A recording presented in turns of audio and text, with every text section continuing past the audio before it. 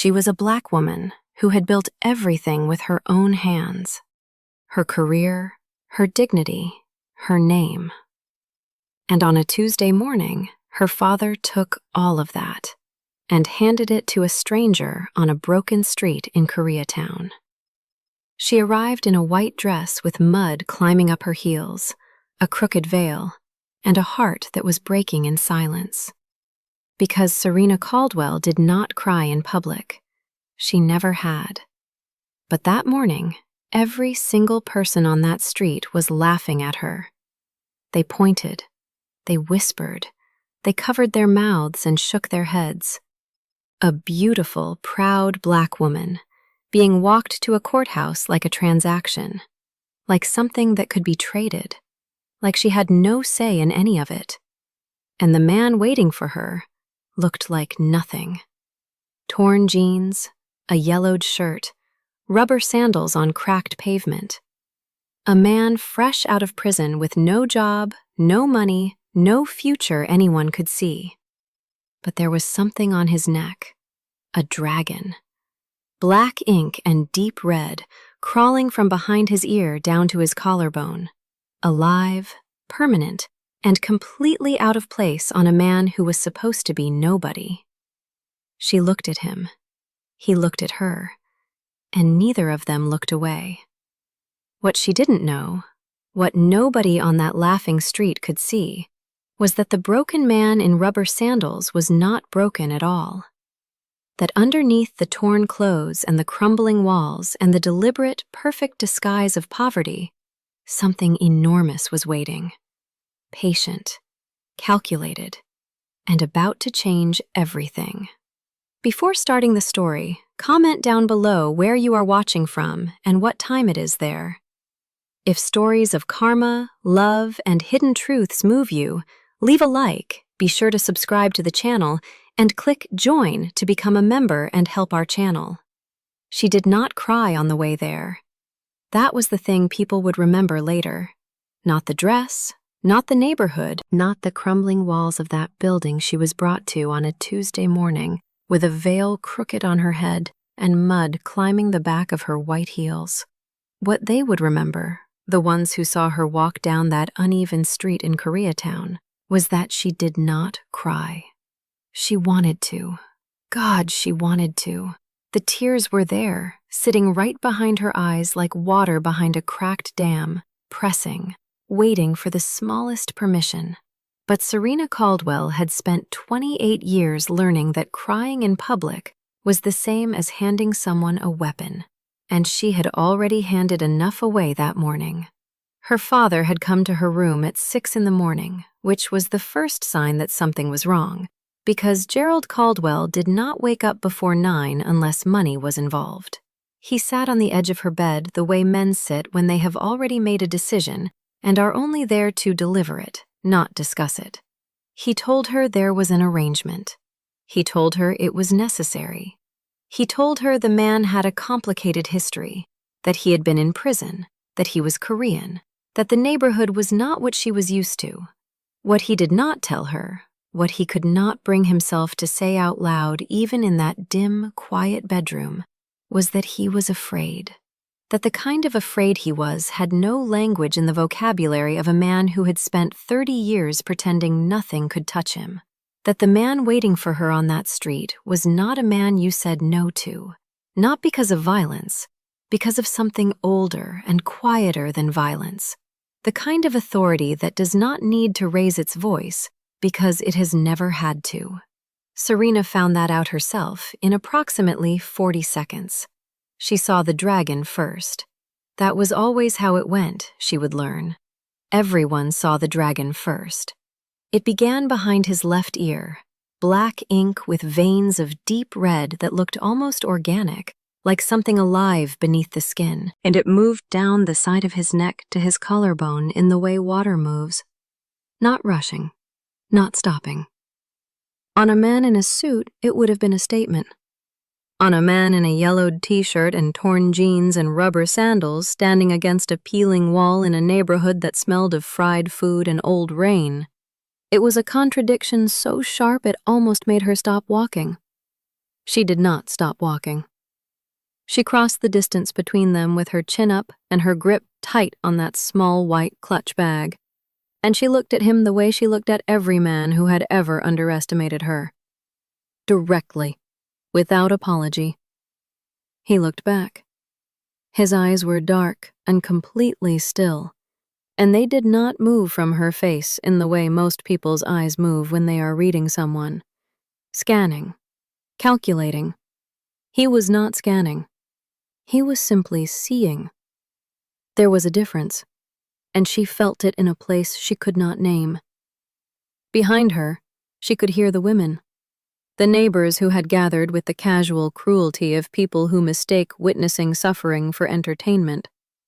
She heard the laughter, low and pointed. She heard a word in Korean she did not understand but whose meaning traveled perfectly through tone alone. She did not turn around. Neither did he. He said her name. Just her name. The way someone says a word they have been holding in their mouth for a while. Not new, not practiced, but considered. She said his name back. And the street kept moving around them, and the women kept laughing, and the rain from the night before was still sitting in the cracks of the uneven pavement, and somewhere behind all of it, underneath the peeling paint and the rubber sandals and the deliberate ordinariness of everything he had constructed around himself, something enormous was very quietly waiting. She did not know that yet. He did. And that, more than anything, was where the story truly began. The courthouse was 4 blocks away, and they walked there without speaking. Not the uncomfortable silence of strangers. Something more specific than that. The silence of 2 people who have both decided, independently and for entirely different reasons, that words right now would cost more than they were willing to spend. Gerald trailed behind them at a distance that was technically present but emotionally nowhere, which was, Serena thought, the most honest thing her father had done in years. The street did not get better as they walked. It got more itself, more narrow, more lived in, more indifferent to the fact that a woman in a wedding dress was moving through it on a Tuesday morning like a sentence no one had finished writing. A man selling fruit from a cart glanced up and then away. 2 boys on bicycles slowed down, looked, kept going. An old woman sitting on a plastic chair outside a laundromat watched the entire procession with the focused attention of someone watching a program she had seen before but still found interesting. Serena felt every single one of those looks land on her skin. She had grown up in Atlanta, in a house with a gate and a driveway and a mother who ironed her clothes for church every Sunday until the morning she stopped coming home. She had gone to a university where she was usually the only one who looked like her in the room, and had learned to make that mean something other than what people wanted it to mean. She had built a career on walking into spaces that were not designed for her and refusing to shrink. She knew how to be looked at. She had been practicing her whole life. But this was different. This was not the look of a room deciding whether she belonged. This was something more intimate and more brutal. The look of a street watching a person be placed somewhere against their will and finding it ordinary. Finding it, in some specific and quiet way, funny. She kept walking. Beside her, Hyun-woo moved through all of it like a man walking through weather, not ignoring it. That would have required effort. Simply unmoved. The dragon on his neck caught the morning light as he walked, and the women near the laundromat murmured something between themselves, and he did not turn his head even a fraction of a degree. She noticed that, filed it somewhere. The ceremony, if it could be called that, lasted 11 minutes. The officiant was a small man with glasses who spoke English in careful, deliberate blocks, as though he had assembled each sentence earlier and was now reading from an internal list. There were 2 witnesses, men she had never seen before, who stood near the wall with the particular stillness of people who have learned to take up as little space as possible in official settings. They did not look at her. They looked at Hyun-woo briefly, once when it was done. The kind of look that contains an entire conversation compressed into a single second. She signed the paper with a pen that skipped on the first letter of her name.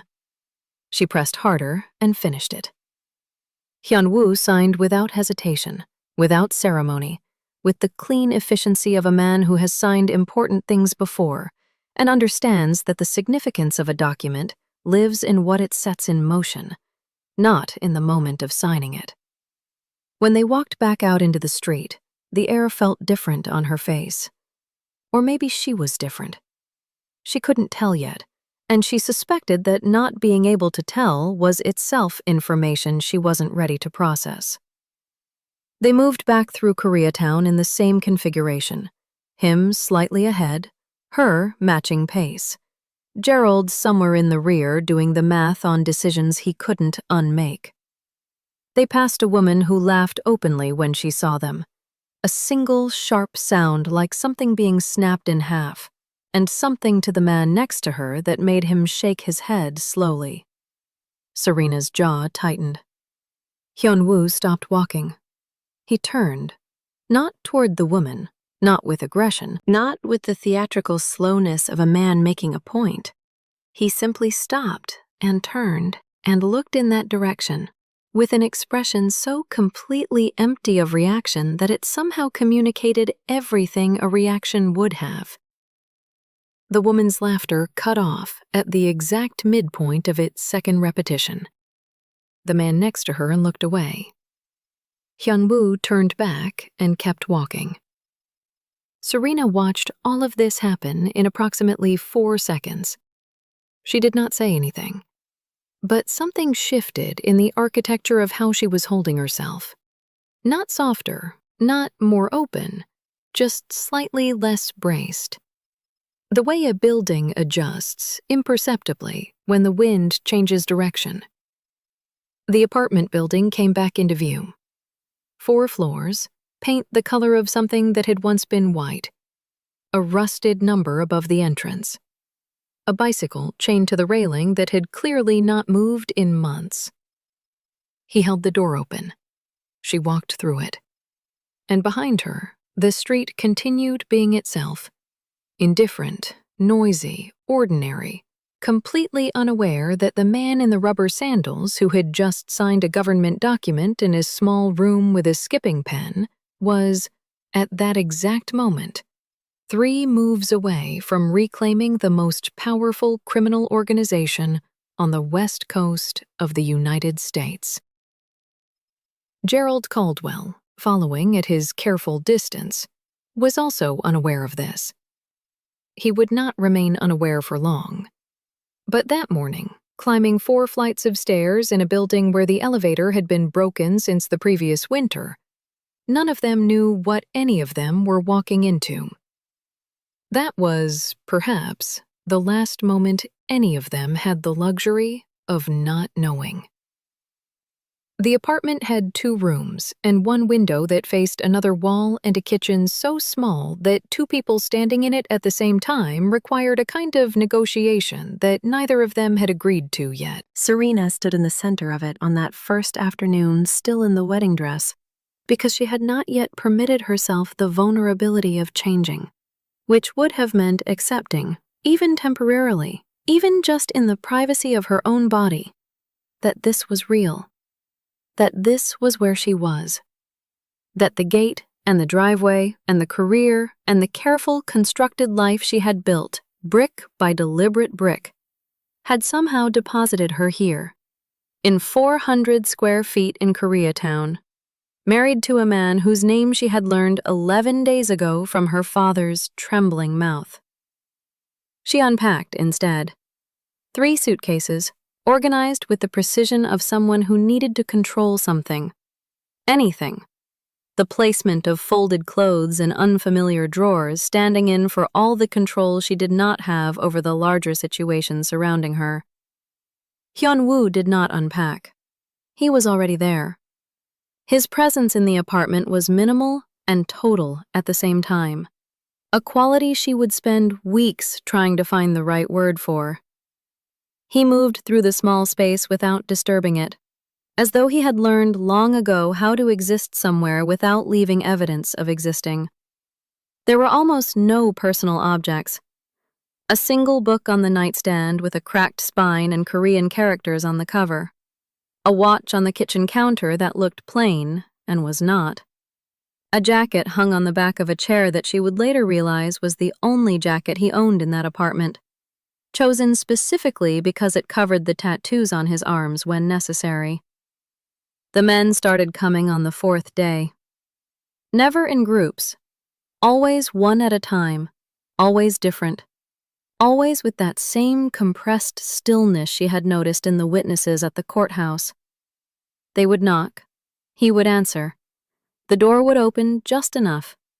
There would be a brief exchange in Korean, conducted at a register so low it was almost below hearing, and then the door would close, and Hyunwoo would return to whatever he had been doing, as though nothing had interrupted it. She watched this happen 6 times before she stopped pretending she wasn't watching.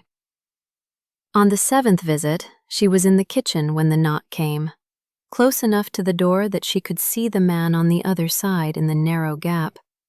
Young, clean-cut, dressed in the careful way of someone who wants to appear unremarkable and has put significant effort into it. He looked at Hyunwoo, and then, for just a fraction of a second, his eyes moved to her. And in that fraction, she saw something she was not supposed to see. Not fear exactly, but the specific alertness of a person recalibrating in real time, reassessing a situation because a variable they hadn't accounted for was present. He had not expected her to be visible. The door closed. She went back to her notebook and wrote 3 words at the top of an otherwise empty page, not as a note to herself, not as analysis, just because putting language around something was the way she had always made it real. He is something. She did not yet know what. That night she couldn't sleep, and at 2 in the morning she came out to the kitchen for water and found Hyunwoo already there, standing at the stove with his back to her, the small pot of Jjimjilbang beginning to move at the edges with heat. He was in a plain dark t-shirt, and the tattoos on his arms were fully visible in the kitchen light. The dragon continuing from his neck down across his shoulder and dispersing into patterns she couldn't follow without staring, and she was not going to stare. He heard her come in, did not turn around. "You cannot sleep either," he said. Not a question. "I sleep fine," she said, which was not true, and they both understood it wasn't true, and neither of them commented on that. She sat at the small table. He poured 2 bowls without asking, set one in front of her, and sat across with the other. She looked at it, looked at him. He was already eating, unhurried, looking at nothing in particular, as though midnight soup in a tiny kitchen with a woman who had not chosen to be there was a completely unremarkable configuration of events. She picked up the spoon. It was good. Genuinely, unexpectedly, almost offensively good, which somehow made everything worse and better at the same time, and she ate half the bowl before she spoke again. "The men who come here," she said. He did not stop eating. "What about them?" "They don't look at you like you're poor." A pause. Very small. She would not have caught it if she hadn't been watching. "No," he said. "They don't." "They look at you like..." She searched for it. "Like they're checking in. Like they're reporting." He set his spoon down, looked at her across the small table in the kitchen light, and she understood, in that moment, that she had just crossed a line she hadn't seen drawn. Not because he was angry, not because she had said something wrong, but because she had said something right. And right was more significant than wrong in this particular geography. "You are observant," he said. "I've had to be," she said. Something passed across his face, brief and unguarded, and gone so fast she almost doubted she had seen it. But she had seen it. It was recognition. The specific kind that happens when one person who has spent their life having to see clearly meets another person who has spent their life doing the same thing, and they understand each other in the place before language. He picked his spoon back up. "Get some sleep," he said. "You first," she said. He almost smiled. She was almost certain. She filed that away, too, next to everything else she was building, piece by careful piece, in the space between what he showed and what she was beginning to suspect. 3 days later, he came home with a wound in his side. She had been waiting, without knowing she was waiting, for the moment the surface of things would finally crack open and show her what was underneath. She had not imagined it would arrive at 11:47 on a Wednesday night in the form of a red stain spreading slowly through a yellowed t-shirt. But that was how it came. She did not panic. She did not ask the questions that would have made her feel better but done nothing useful. She said one word: "Sit." And he stood still for 3 full seconds, which she would later understand was the longest he had ever taken to respond to a single word from anyone in his adult life. And then he sat. She worked. He stayed still. The kitchen was very quiet. And underneath that quiet, if anyone had been listening closely enough, something was already beginning to change, slowly, without announcement, the way the most permanent things always begin. A woman who had come here with nothing left to give was, without meaning to, giving something anyway. And a man who had survived 3 years of deliberate invisibility was, for the first time, allowing himself to be seen. The message arrived on a Thursday morning while she was on a work call. She saw it between 2 agenda points, the phone screen lighting up on the table beside her notebook. An unknown number. English written in the specific way of someone whose first language moved differently beneath it. She finished the call. She picked up the phone. She read it twice, then a third time, then set it face down on the table and sat very still for a moment, the way she sat when something required the full weight of her attention before she decided what to do with it. Ask your husband who Baek Sung-jin is. Ask what he did with the Young Mek money. Ask why the dragon came back. She had heard the word before. Young Mek. She had not known what it meant. She had not asked. She had been conducting herself, since the first day on that uneven street, on a strict internal policy of not asking questions she wasn't ready to have answered. It was a policy that had served her well professionally and personally, and in every structured situation she had ever navigated. It had gotten her through 28 years of rooms that were not built for her and decisions that were made about her before she arrived. It was not going to survive this. That evening, she turned off every light in the living room except one, and she sat on the couch in the amber glow of it, and she waited. She heard him on the stairs before she heard the key. She had learned his footfall, the particular rhythm and weight of it without intending to, the way you learn anything that happens near you consistently enough. The door opened. He saw her sitting in the near dark, and he stopped in the doorway for exactly 1 second in a way that told her he understood immediately that this was not an ordinary evening. He came in, closed the door, did not sit. She held up the phone. He looked at the screen. She watched his face with the full focused attention she usually reserved for contracts and presentations and moments where the gap between what was being said and what was true needed to be measured precisely. His face did not collapse. It did not harden. It did something more specific. It settled. The way a sea settles when a storm that has been building for a long time finally makes landfall. Not surprise. Arrival. "Sit down," she said. And Jang Hyun-woo, who had not taken an order from another human being in longer than he could honestly remember, sat down. What followed was not a confession in the way confessions are usually understood. Not unburdening, not relief, not the dramatic collapse of a carefully maintained wall.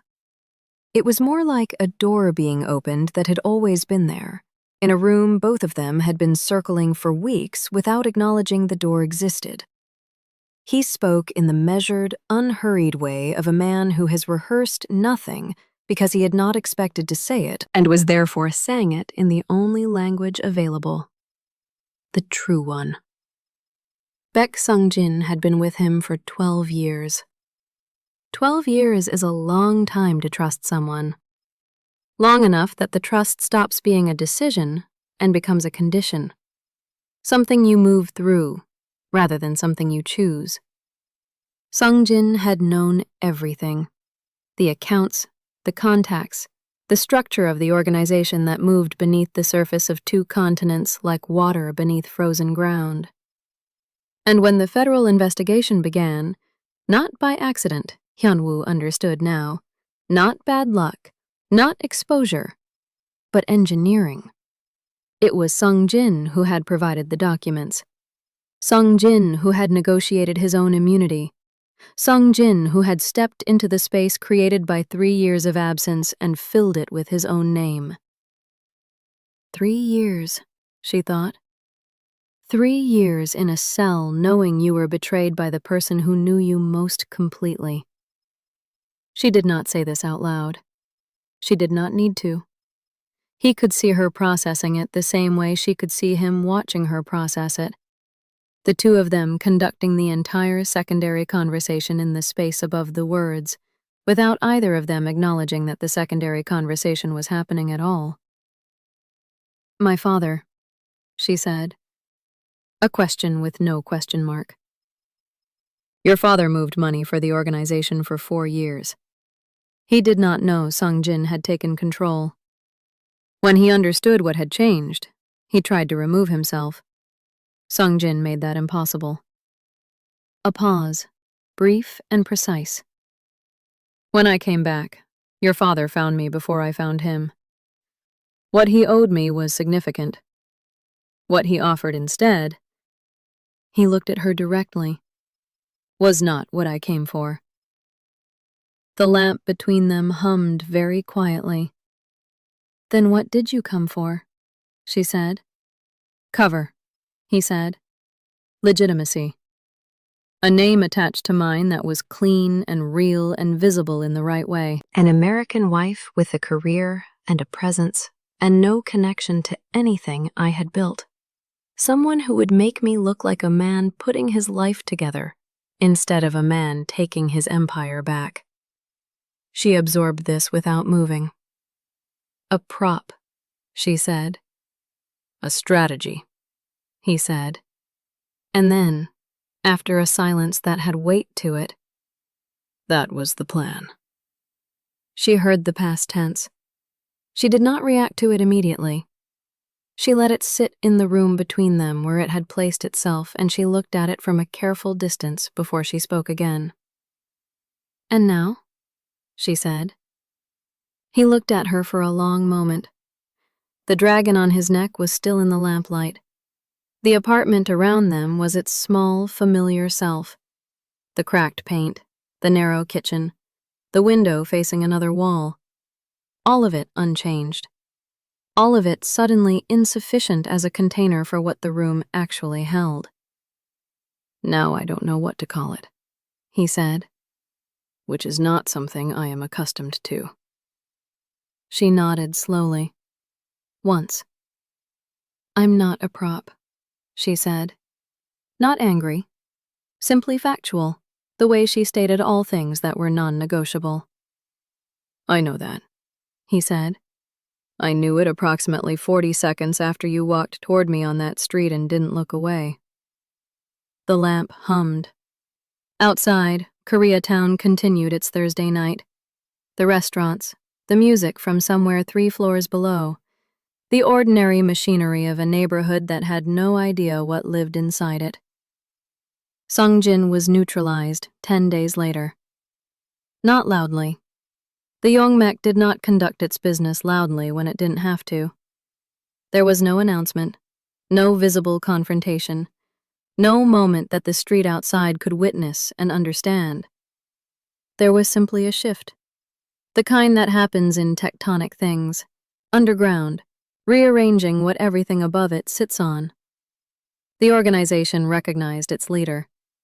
The man who had worn 12 years of trust as a weapon found himself, very quietly, without recourse. General Caldwell sat across from his daughter in a diner on a Saturday morning and told her everything he had not told her before. She listened without interrupting, which was always how she listened when she was deciding something important. When he finished, she looked at him for a moment. This man who had given her his stubbornness and his work ethic and his talent for entering rooms with confidence and his catastrophic inability to ask for help before the situation required something larger than help. "You're going to make it right," she said. "All of it. Every cent, every connection, every door you opened that you shouldn't have. You're going to close them." She picked up her coffee. "And you're going to do it without my name attached to anything. Are we clear?"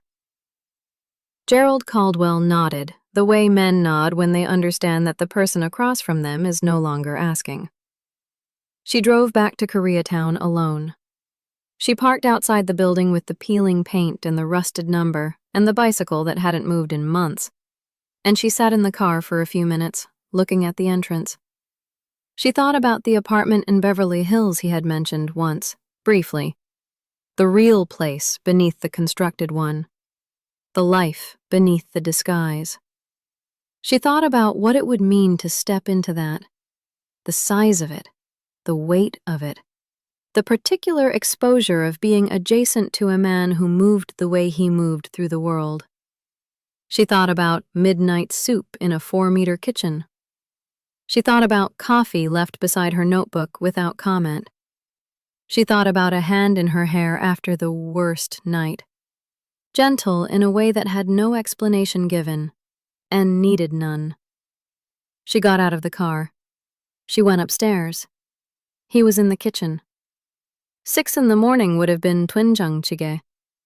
8 in the evening was something else. Quieter. The small sounds of a person moving through a space they inhabit alone. Not performing existence for anyone. Simply existing. She came in and set her bag on the chair and stood in the kitchen doorway, and he turned. She said, "I'm not leaving." He looked at her. She said, "I want to be clear about that. Not because of the arrangement, and not because of my father, and not because of anything except that I am telling you directly, which is the only way I know how to tell anyone anything." The kitchen was very quiet. He said, "The coffee will be ready in the morning." She said, "I know." She went to her room. He stayed in the kitchen. And in the particular silence of that small apartment in a neighborhood that had watched them arrive with laughter and would watch what came next with something more complicated, 2 people who had each spent their entire lives learning to need no one arrived, quietly and without ceremony, at the same decision. The dragon on his neck had always been a warning. It turned out it was also, for one specific person who had walked toward it without looking away, a door. And she had never been the kind of woman who stood in front of an open door and waited for someone else to decide. If this story moved you, stop for a moment and reflect. Have you ever been placed somewhere you didn't choose, and discovered that the very place you resisted was where you finally found something real? Have you ever looked at someone and judged everything about them by what they allowed you to see, only to realize later that what they were hiding was larger than anything you could have imagined.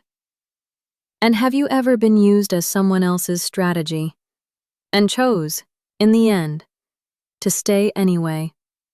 Not because you had to, but because for the first time, the choice was entirely yours. Tell us your experiences and feelings in the comments. We read them all. And if you believe in stories about hidden strength, chosen love, and the courage to see beyond what the world shows you, leave a like. Be sure to subscribe to the channel and click join to become a part of our community and help the channel.